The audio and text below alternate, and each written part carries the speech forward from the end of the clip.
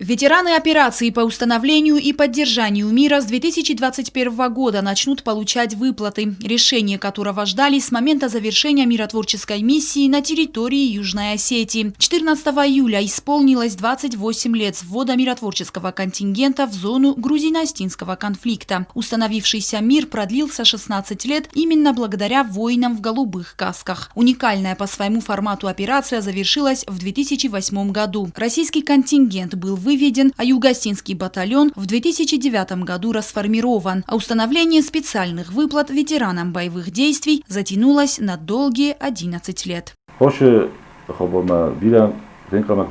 Этого события наши ветераны ждали давно. Ежемесячные денежные выплаты – это, конечно же, поддержка, в жизни им будет легче. Хотелось бы от имени ветеранов-миротворцев поблагодарить всех, кто работал над решением вопроса. Мы благодарны президентам Южной Осетии и Российской Федерации за то, что ветераны не забыты. В канун празднования Дня ввода миротворческих сил в Южную Осетию решение о начале денежных выплат принял президент Российской Федерации Владимир Путин. Об этом глава государства Анатолий Бибилов сообщил во время встречи с сослуживцами. Ветераны миротворческих сил будут получать ежемесячные надбавки к пенсиям и заработной плате. Значит, эти денежные выплаты начнутся 1 января 2021 года. Кто проходил службу от 1 года до 10 лет в календарном исчислении в размере 3062 рублей в месяц. Кто проходил службу более 10 лет, 4593 рубля.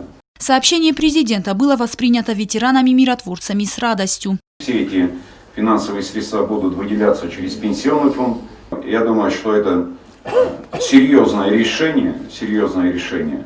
И каждый из нас уверен, что нас не забывают, ценят и будут все делать для того, чтобы в дальнейшем еще больше внимания оказывать. Глава государства во время встречи выразил надежду, что с учетом изменений в финансовой сфере эти денежные выплаты будут увеличиваться.